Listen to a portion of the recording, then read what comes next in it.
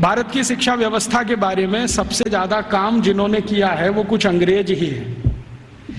एक अंग्रेज अधिकारी भारत में आया जो लगभग 40 साल यहां रहा, उसका नाम था विलियम एडम। विलियम एडम बहुत उच्च स्तर का अधिकारी था। अंग्रेजों की जो संसद का एक हिस्सा है हाउस ऑफ लॉर्ड्स, उसमें बहुत दिनों तक वो सांसद था और भारत में उसको बहुत उच्च स्तर का अधिकारी बनाकर भेजा गया था। उस विलियम एडम के नीचे काम करने वाले कुछ अधिकारी थे, जिनमें से एक था मैकॉले, टीवी मैकॉले। मैकॉले की तो आपने बार बार चर्चा सुनी है, बार बार नाम भी सुना है, लेकिन विलियम एडम के बारे में शायद आप में से कम लोग जानते होंगे, क्योंकि ये मैकॉले का बॉस था। मैकॉले भारत में शिक्षा व्यवस्था के बारे में जितना भी अभ्यास करता था वो अपने इमीडिएट बॉस विलियम एडम को भेजता था। तो विलियम एडम ने भारत की शिक्षा व्यवस्था पर एक रिपोर्ट तैयार की और वो रिपोर्ट लगभग 1700 कुछ पन्ने की है, 1780 पन्ने हैं उस रिपोर्ट में। वो रिपोर्ट संसद में पेश की गई। संसद माने अंग्रेजों की संसद में, हाउस ऑफ कॉमन्स में पेश की गई और इस रिपोर्ट के आधार पर अंग्रेजों को पता चला कि भारत की शिक्षा व्यवस्था कैसी है। विलियम एडम की रिपोर्ट में से कुछ तथ्य मैं आपको देता हूं जो इस समय अंग्रेजी संसद के रिकॉर्ड्स पर हैं। आप जानते हैं कि हाउस ऑफ कॉमन्स और हाउस ऑफ लॉर्ड्स में जो भी बहस होती है वो सभी रिकॉर्ड में रहती है और जो रिकॉर्ड में आ जाती है वो उनका डॉक्यूमेंट्स बन जाती है, दस्तावेज बन जाती है। और फिर ब्रिटिश पार्लियामेंट की एक प्रेस है जिसको हंसार्ड कहते हैं, वो जरूरत पड़ने पर समय समय पर ये डॉक्यूमेंट्स को प्रकाशित करती रहती है। तो भारत की शिक्षा व्यवस्था पर विलियम एडम की रिपोर्ट, जिसमें जगह जगह पर मैकॉले की दी गई टिप्पणी, मैं पहले मैकॉले की एक छोटी सी लाइन आपको सुना देता हूं। मैकॉले और विलियम एडम भारत की शिक्षा व्यवस्था के बारे में अंग्रेजों की संसद में जब बात कर रहे हैं तो घंटों घंटों उन्होंने बात की है। 2 फरवरी सन 1835 को ब्रिटिश पार्लियामेंट के हाउस ऑफ कॉमन्स में खड़ा होकर भाषण दे रहा है और कह रहा है कि मैंने भारत का उत्तर, दक्षिण, पूरब, पश्चिम पूरा इलाका घूम लिया है। ऐसा कोई क्षेत्र नहीं है जो मैंने भारत का नहीं देखा है और मैंने भारत का बाहरी क्षेत्र भी देखा है, आंतरिक क्षेत्र भी देखा है। देखने के बाद मैं जो कह रहा हूं आप उस पर विश्वास नहीं करेंगे, लेकिन जो सत्य है वो मैं आपको कहूंगा, उसको मैं अपने अंदर रोक नहीं सकता। सत्य क्या कह रहा है? वो कह रहा है कि संपूर्ण भारत को उत्तर, दक्षिण, पूरब, पश्चिम में घूम लेने के बाद उसने अंग्रेजी का एक मुहावरा इस्तेमाल किया है, I had traveled length and breadth। Length and breadth माने सब भारत मैंने देख लिया, मैंने पूरा भारत देख लिया और उसके बाद मैं ये कहता हूं कि भारत देश में आज तक कहीं भी भिखारी देखने को नहीं मिला, कोई बेरोजगार आदमी देखने को नहीं मिला, गांव के किसी कोने में किसी स्थान पर बैठा हुआ कोई ऐसा व्यक्ति ना मिला जो किसी पर पराश्रित हो। आज तक मैंने किसी ऐसे व्यक्ति को भारत में नहीं पाया जो अपना जीवन चलाने के लिए दूसरों के आगे हाथ फैलाता हो। कि मैंने दुनिया के बहुत शहर देखे हैं, पेरिस देखा है, बर्लिन देखा है, हैम्बर्ग देखा है, मॉस्को देखा है, फ्रैंकफर्ट देखा है, शिकागो देखा है, न्यूयॉर्क देखा है, लंदन तो अपना है ही, बार बार देखा है, लेकिन इन सभी शहरों की कुल संपत्ति भारत के एक शहर से भी बहुत कम है। तो उसको पूछा गया प्रश्न कि बताओ वो कौन सा शहर है? तो कहता भारत का एक शहर सूरत और यूरोप के सारे शहर एक बाजू में, तो भी सूरत इन सभी पे भारी पड़ता है। इतनी संपत्ति, इतना धन मैंने उस शहर में देखा है। और वो कहता है कि इतना धन और संपत्ति जिस समाज के पास हो उस समाज को गुलाम बनाना एकदम मुश्किल है। वो ये कहता है मैं ये तो नहीं कहता कि असंभव है, लेकिन मुश्किल बहुत है। फिर वो कहता है कि मैं एक सुझाव देना चाहता हूं ब्रिटिश गवर्नमेंट को, सरकार को, कि अगर भारत को गुलाम बनाना हो तो इनका वैभव, इनका धन, इनकी संपत्ति को खत्म करो। तो फिर ब्रिटिश पार्लियामेंट के सांसद उसको पूछ रहे हैं कि भारत का धन, भारत का वैभव और भारत की संपत्ति को खत्म करने के लिए तुम्हारे पास क्या योजना है? तो कहता है भारत की शिक्षा व्यवस्था को खत्म करो। वो कहता है कि भारत में जितना भी धन है, संपत्ति है, वैभव है, ये भारत की शिक्षा व्यवस्था के कारण है। तो कोई सांसद पूछ लेता है कि अच्छा बताओ भारत की शिक्षा व्यवस्था कैसी है? तो कहता है कि भारत की शिक्षा व्यवस्था में सबसे पहला सत्य ये है कि यहाँ निरक्षरता नहीं है, लिटरेसी कंप्लीट। तो उसको पूछा गया क्या संपूर्ण भारत में एक जैसा है, तो कहता है दक्षिण भारत में लिटरेसी 100% है। दक्षिण भारत का माने कर्नाटक, आंध्र प्रदेश, तमिलनाडु, केरल। तो कहता है दक्षिण में तो 100% है, पश्चिम भारत में 98% है, 98% है, उत्तर भारत में लगभग 82% के आसपास है, मध्य भारत और बचे हुए भारत में लगभग 87% के आसपास है। तो मैं कह सकता हूं कि लगभग भारत साक्षर है। उसी समय एक दूसरा सांसद खड़ा होकर पूछता है कि अच्छा आप ये बता सकते हैं कि इंग्लैंड की स्थिति क्या है। तो उन्होंने कहा ये मैं तो नहीं बता सकता, एजुकेशन मिनिस्टर बैठे हैं वो बताएं। तो एजुकेशन मिनिस्टर खड़े होकर बोलते हैं कि जब भारत की साक्षरता लगभग 100% है, उस समय इंग्लैंड माने 3 राज्यों का समूह, अभी जिसको आजकल ब्रिटेन कहा जाने लगा है, स्कॉटलैंड, आयरलैंड और न्यू साउथ वेल्स मिला के, तो वो कहते हैं कि ये जो 3 राज्यों का समूह है जिसको ब्रिटेन कहा जाता है, इसमें कुल साक्षरता 17% भी नहीं है। 17% माने 17। तो फिर पूछ रहे हैं कि भाई कारण क्या है इसका, भारत में इतनी साक्षरता और हमारे यहाँ कुछ भी नहीं। तो वो कह रहा है टीवी मैकॉले के इस समय भारत में 7,32,000 रेवेन्यू विलेजेस हैं, राजस्व वाले गांव।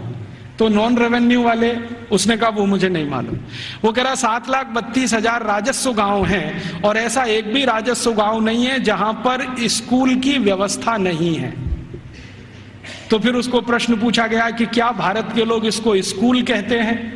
तो उन्होंने कहा नहीं, मैंने कहा है स्कूल, भारत के लोग इसको गुरुकुल कहते हैं। उसने गुरुकुल को स्कूल में ट्रांसलेट किया है। बाद में वो कहता है कि शायद मेरे पास कोई शब्द नहीं है जो गुरुकुल के बराबर हो तो मैं स्कूल कहता हूं। तो हम ऐसा मान लें कि मैकॉले बोल रहा है 2 फरवरी 1835 को हाउस ऑफ कॉमन्स में कि भारत के 7,32,000 गांवों में कोई भी ऐसा गांव नहीं है जहां पर गुरुकुल ना हो। इसका अर्थ क्या है? हर गांव में एक गुरुकुल है। फिर उसको पूछा गया इस गुरुकुल में क्या होता है? तो उन्होंने कहा पढ़ते हैं। तो कितने विद्यार्थी हैं? तो उसने कहा सबसे बड़ा गुरुकुल मैंने देखा है वो 20,000 विद्यार्थियों का है, और जो सबसे छोटा गुरुकुल मैंने देखा है वो 200 विद्यार्थियों का है। माने जो गुरुकुलों के बड़े होने का अंदाजा हम लगाना चाहें तो 200 विद्यार्थियों से लेकर 20,000 विद्यार्थियों तक के गुरुकुल इस देश में चलते हैं 1835 के आसपास। फिर वो पूछ रहे हैं कि ये जो 20,000 विद्यार्थियों का गुरुकुल है इसकी व्यवस्था कैसे होती है? ये तो बहुत बड़े विद्यार्थियों का समूह है, कैसे पढ़ाते हैं, व्यवस्था कैसे होता है? तो वो कहता है कि भारत के इन सभी गुरुकुलों में मॉनिटोरियल एजुकेशन होती है। मॉनिटोरियल एजुकेशन का मतलब हम सब समझते हैं कि आचार्य ने किसी विद्यार्थी वर्ग को तैयार किया, मान लीजिए उसमें 50 विद्यार्थी। अब वो 50 विद्यार्थी अपने से नीचे वालों को पढ़ाएंगे, और वो 50 विद्यार्थियों ने जिनको पढ़ाया वो उनसे अपने नीचे वालों को पढ़ाएंगे। तो वो कहते हैं कि एक आचार्य अगर है और उसके साथ 50-60 विद्यार्थियों का समूह है जिनको वो नियमित रूप से पढ़ाते हैं, तो वो 20,000 विद्यार्थियों का गुरुकुल आराम से संभालते हैं। और उसने परिभाषा दिया है कि जो आचार्य 20,000 विद्यार्थियों के गुरुकुल को संभालते हैं उनको भारत में कुलपति कहा जाता है। कुलपति माने 20,000 विद्यार्थियों के समूह की शिक्षा व्यवस्था करवाने वाला व्यक्ति, उसको कुलपति कहा जाता है। फिर उसको पूछा गया है कि ये जो गुरुकुल चलते हैं इनमें विद्यार्थी हैं वो किस वर्ग के हैं? तो वो कहता है कि भारत के नागरिक 4 वर्णों की बात करते हैं, ब्राह्मण, क्षत्रिय, वैश्य और शूद्र। तो वो कहता है कि ये सभी विद्यार्थी इन समूहों में से आते हैं। तो एक अंग्रेज उसको पूछ रहा है कि हमने तो कभी सुना था कि भारत में ज्यादा शिक्षा ब्राह्मणों के लिए है। वो कहता है नहीं, दस्तावेज बताते हैं कि ब्राह्मणों के लिए भी शिक्षा है, वैश्यों के लिए भी है, क्षत्रियों के लिए भी है और शूद्रों के लिए भी है। तो फिर उसको पूछ रहे हैं कि क्या तुम परसेंटेज में ये बता सकते हो कि ब्राह्मण कितने हैं, वैश्य कितने हैं, क्षत्रिय कितने हैं, शूद्र कितने हैं? तो वो कहता है कि दक्षिण भारत के जितने गुरुकुल हैं उनमें शूद्रों की संख्या सबसे ज्यादा है, और पश्चिम भारत के जितने गुरुकुल हैं उनमें वैश्यों और ब्राह्मणों की संख्या लगभग बराबर है। और उत्तर भारत के जितने गुरुकुल हैं उनमें सबसे ज्यादा संख्या क्षत्रियों की है और बाकी जो 3 हैं ब्राह्मण, वैश्य और शूद्र ये लगभग बराबर हैं और मध्य भारत में लगभग सब बराबर है। तो कुछ लोग चौंक जाते हैं, वो ये कहते हैं ये कैसे संभव है कि शूद्रों की संख्या दक्षिण भारत के गुरुकुलों में सबसे ज्यादा है। तो वो कहता है शूद्रों की ही नहीं, दक्षिण भारत के गुरुकुलों में महिलाओं की संख्या, लड़कियों की संख्या भी सबसे ज्यादा है। तो वो एक उत्तर दे रहा है प्रश्न का जिसमें वो बोल रहा है कि दक्षिण भारत के गुरुकुलों में लगभग 58% लड़कियां हैं और 42% लड़के हैं। तो फिर उसको पूछा गया ये कैसे संभव हो रहा है भारत में। तो कहता है कि इट क्वाइट नेचुरल, ये स्वाभाविक है क्योंकि दक्षिण भारत में महिलाओं की संख्या, लड़कियों की संख्या लड़कों से ज्यादा है। और वो कह रहा है वैसे तो भारत में सभी जगह लड़कियों की संख्या लड़कों से ज्यादा है। और आप जानते हैं कि 1881 में अंग्रेजों ने जब पहला सेंसस कराया, पहला जनसंख्या सर्वेक्षण कराया, तो उसमें भी रेशियो यही निकलता है, महिलाएं लगभग 53% हैं और 47% पुरुष हैं।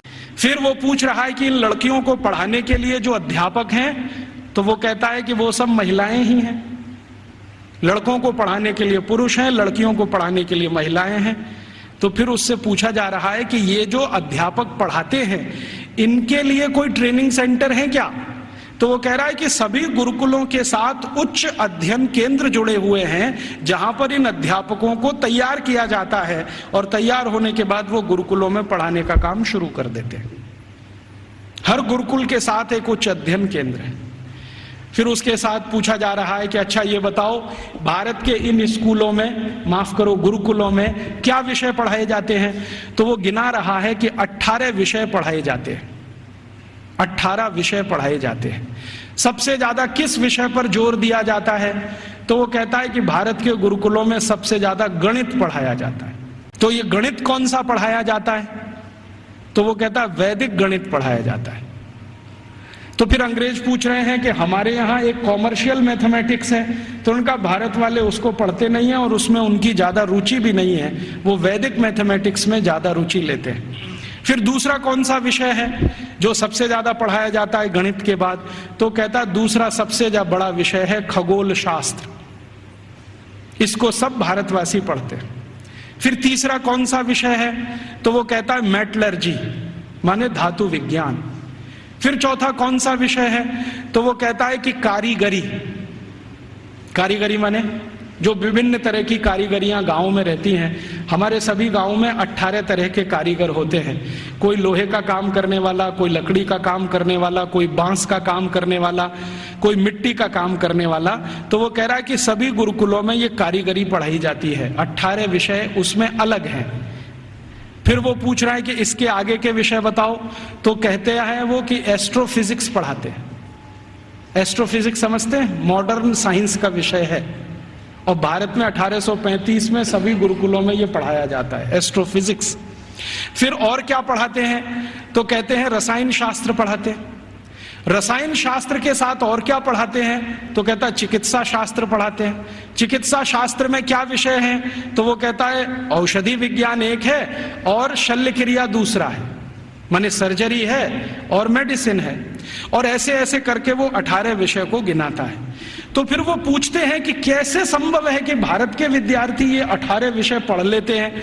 तो वो बताता है कि भारत के विद्यार्थियों को गुरुकुल में जब प्रवेश मिलता है तो वो सामान्य रूप से 5 वर्ष के होते हैं और जब वो गुरुकुल से पढ़कर निकलते हैं तो उनकी उम्र 21 और 22 वर्ष की होती है। लगभग उनको इतना समय मिलता है 15 साल का, जितने में वो सब पढ़ लेते हैं।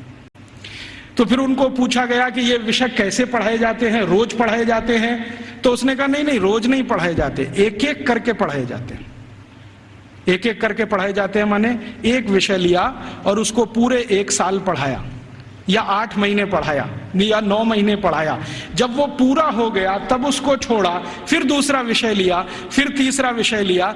ऐसे करके 15-16 साल में सब विषय पढ़ाए जाते हैं। फिर वो पूछ रहा है परीक्षा कैसे होती है। परीक्षा नहीं होती है। तो कैसे पता चलता है। वो पूछ रहे हैं बहुत सारे एमपीज की एवेल्युएशन का तरीका क्या है। तो उन्होंने कहा कि यहाँ के जो आचार्य और शिक्षक होते हैं वो विद्यार्थियों को जब एक विषय पूरा पढ़ा देते हैं तो उसी के आधार पर उनके कौशल को जानने के लिए, हुनर को परखने के लिए कुछ काम उनको दे दिए जाते हैं। वो काम कितनी कुशलता से करते हैं इसके आधार पर तय होता है। ये नहीं है कि क्लासरूम में बैठकर 3 घंटे का कोई क्वेश्चन पेपर सॉल्व कर रहे हैं, क्लासरूम में रट लिया है और आंसर शीट पर वॉमिटिंग कर रहे हैं। ऐसा नहीं है भारत में। उसने मजाक में कहा है लेकिन ये गंभीर है समझने के लिए। तो उसको पूछा गया है कि अच्छा आप जरा बताओ कि हमारी इंग्लैंड की स्थिति क्या है, अगर ऐसी शिक्षा भारत में है तो इंग्लैंड में। तो कहता है जी इंग्लैंड में तो अभी 17% ही साक्षरता नहीं है। और वो कह रहा है कि जब भारत में 7,32,000 गुरुकुल है तो पूरे इंग्लैंड में कुल मिलाकर 240 भी स्कूल नहीं है। और जो स्कूल हैं उनमें गणित पढ़ाना तो किसी को नहीं आता है, वो एक ही विषय पढ़ाते हैं और वो है बाइबल, और कुछ पढ़ाने को इनको नहीं है।